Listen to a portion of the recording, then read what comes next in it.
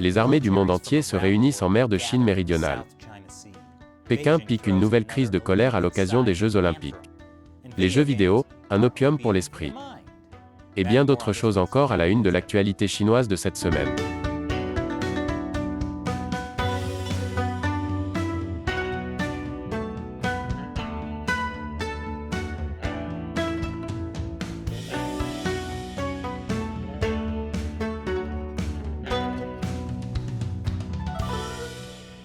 Bienvenue à Chine non censurée, je suis Chris Chappell.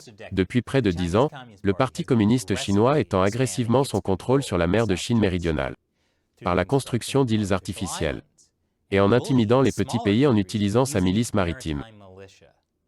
Des milliards de dollars de transport maritime passent par ces eaux, sans compter les ressources naturelles inexploitées comme le gaz naturel et le pétrole. Dans le passé, le Parti communiste a rencontré peu de résistance. Mais cela pourrait changer. Les navires de guerre des grandes puissances du monde entier se dirigent vers la mer de Chine méridionale. Les États-Unis ont souvent envoyé des porte-avions et d'autres navires de guerre américains pour des opérations de liberté de navigation en mer de Chine méridionale. Ces opérations consistent à traverser la mer pour prouver qu'il s'agit toujours d'eaux internationales. De plus en plus de pays envoient également leurs propres navires dans la région. Cette semaine, l'Inde a annoncé qu'elle déployait une force opérationnelle navale composée de 4 navires de guerre. Ces navires indiens effectueront des exercices avec les partenaires du Quad, à savoir les États-Unis, le Japon et l'Australie. L'Allemagne envoie également un navire de guerre en mer de Chine méridionale pour la première fois en 20 ans. Le Royaume-Uni a également envoyé récemment un porte-avions. Le Parti communiste chinois n'aime pas cela. Et mon média d'État chinois préféré, le Global Times, a mis en garde le Royaume-Uni, affirmant qu'il cherchait la défaite. Le Global Times a également mis en garde tous les autres pays en dehors de la région, en disant qu'ils devraient éviter les « blessures accidentelles ». Pourquoi ont-ils mis « blessures accidentelles » entre guillemets? Votre supposition est aussi bonne que la mienne. La vice-présidente Kamala Harris se rendra en Asie à la fin du mois. Et selon un haut responsable de la Maison-Blanche, elle va s'opposer aux revendications de la Chine sur la mer de Chine méridionale.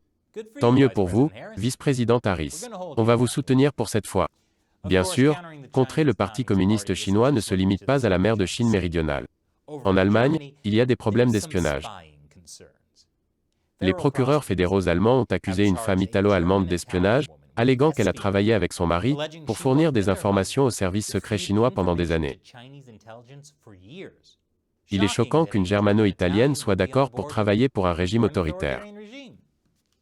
En parlant d'échecs massifs des services de renseignement, vous vous souvenez qu'en 2015, le Royaume-Uni a laissé la Chine prendre une participation dans sa toute dernière centrale nucléaire?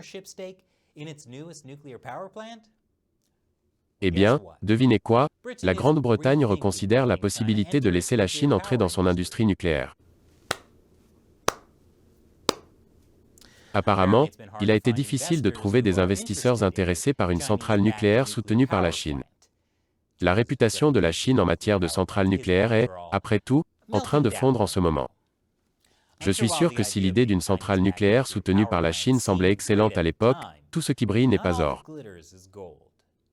Contrairement à la médaille d'or que Taïwan a remportée en écrasant la Chine. La victoire de Taïwan a également mis en lumière le fait que l'équipe de Taïwan doit s'appeler Taipei chinois si elle veut participer aux Jeux Olympiques. Et quand les athlètes taïwanais ont gagné, ils n'ont pas été autorisés à jouer l'hymne national taïwanais. Parce que ça aurait heurté les sentiments du Parti communiste chinois. Bien sûr, ces sentiments sont facilement heurtés. Une présentatrice télé taïwanaise est harcelée par des trolls chinois sur Internet, les Wumao, parce qu'elle a qualifié les athlètes olympiques taïwanais de concurrents nationaux. Oui, le Parti communiste chinois est si pathétique. Bien sûr, le parti aime toujours souligner que les Jeux olympiques ne sont pas un lieu pour la politique. Et, avez-vous entendu que 2 médaillés d'or chinois portaient des badges Mao sur le podium? Le Global Times a même tweeté fièrement à ce sujet, avant de supprimer mystérieusement son tweet. C'est peut-être parce que porter des badges Mao est contraire aux règles. Maintenant, le Comité international olympique a ouvert une enquête, car de tels gestes constituent une violation potentielle des règles olympiques, interdisant les déclarations politiques. Une enquête? Une enquête? Laissez-moi faire l'enquête pour vous. Est-ce que c'est le visage de Mao Tse-tung? Yes, SSS. J'attends ma médaille d'or dans le courrier à tout moment. Récemment, la Chine a été frappée par des inondations historiques. Les gens étaient littéralement coincés dans des wagons de métro inondés. Mais malgré cela, les officiels chinois ont annoncé un nombre de morts incroyablement bas. Faible, même pour les standards du parti. C'est pourquoi il n'est pas surprenant que cette semaine, le nombre de morts soit passé à plus de 300. C'est le triple de l'estimation précédente. Si l'on considère le mépris total du Parti communiste chinois pour la vie de ses citoyens, on comprend pourquoi plus d'un demi-million de Chinois ont fui le pays en tant que réfugiés au cours des 9 dernières années. C'est ce que révèlent les données du Haut Commissariat des Nations Unies pour les réfugiés. Ça ne va pas le faire. Eh bien, si la Chine peut être élue au Conseil des droits de l'homme de l'ONU, alors je suppose qu'il est aussi temps d'entrer au Conseil des réfugiés. L'Australie prend des mesures pour contrer l'influence chinoise dans les îles du Pacifique. Le gouvernement australien a approuvé un prêt d'environ 50 millions de dollars US aux Fidji pour la construction d'un aéroport. Ce prêt est le premier de ce type pour l'Australie. Il fait partie de ce qu'ils appellent le programme de renforcement du Pacifique. Et, au moins ils font enfin un pas en avant. Si vous souhaitez en savoir plus sur la façon dont l'Occident rivalise avec la Chine dans les îles du Pacifique, consultez le récent podcast de Chine non scénarisé intitulé « Ce que la Chine ne veut pas que vous sachiez sur l'Indo-Pacifique ». Et les médias d'État chinois qualifient les jeux en ligne d'opium pour l'esprit. Ce qui montre qu'ils ne comprennent pas vraiment le fonctionnement des opiacés. Mais c'est une mauvaise nouvelle pour la société chinoise Tencent. Les jeux en ligne représentent une grande partie de son activité. Et les actions ont chuté. L'article chinois original disait « La société a fini par reconnaître les dommages causés par les jeux en ligne, qui sont souvent qualifiés d'opium pour l'esprit, ou de « drogues électroniques ». Cet article a toutefois été retiré et republié sans certains des termes les plus durs. Cette mesure s'inscrit dans le cadre d'une répression plus large du Parti communiste chinois, à l'encontre des entreprises technologiques chinoises, qui a fait disparaître plus de 1000 milliards de dollars.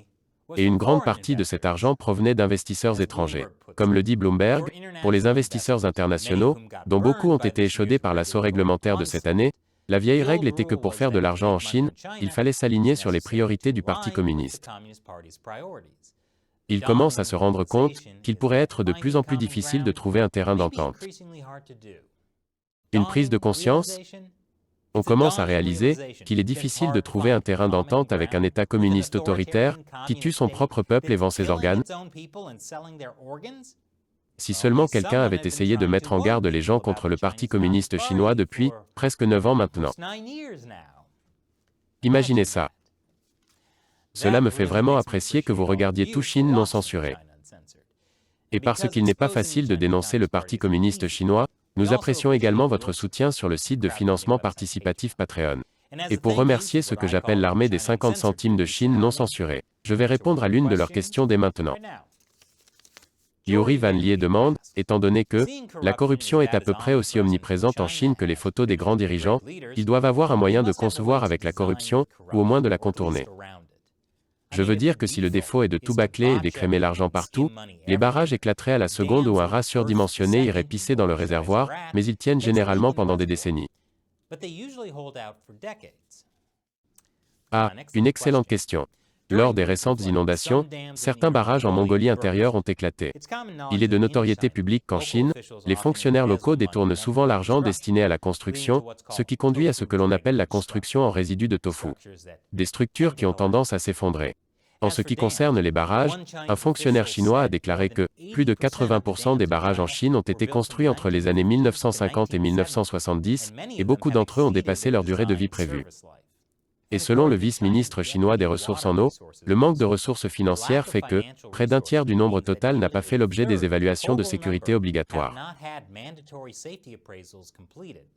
La Chine compte des dizaines de milliers de barrages. Mais la plupart d'entre eux ne sont pas des méga-projets comme le barrage des Trois Gorges. Alors pourquoi ne voit-on pas davantage de ces projets de construction massive échouer de manière désastreuse? Eh bien, c'est parce que ces méga-projets sont importants pour le Parti communiste chinois. Contrairement aux écoles de la province du Sichuan, sujettes au tremblement de terre. Les méga-projets sont un moyen de montrer au monde que le socialisme aux caractéristiques chinoises fonctionne tellement mieux que tout autre système. C'est pourquoi des projets comme le barrage des Trois Gorges nécessitent une surveillance accrue. Bien sûr, il y a toujours des problèmes potentiels. Mais le parti sait que l'effondrement d'un énorme barrage pourrait être une catastrophe de signes noirs. Les signes noirs sont des désastres imprévisibles, qui pourraient avoir des conséquences désastreuses pour le parti. Et j'utilise ici le terme imprévisible au sens large, car à quel point l'effondrement d'un barrage mal entretenu est-il inattendu? Merci pour votre question, Yuri, et pour votre soutien. Et aussi un grand merci à tous ceux qui soutiennent Chine non censurée sur Patreon. Nous ne pourrions pas réaliser cette émission sans votre soutien direct, puisque tant de nos épisodes sont censurés ou démonétisés. Si vous souhaitez nous soutenir, rendez-vous sur patreon.com/Shin-Uncensored. Vous bénéficierez de nombreux avantages, dont la possibilité de me voir répondre à votre question pendant l'émission. Encore une fois, je suis Chris Chappell, à la prochaine fois.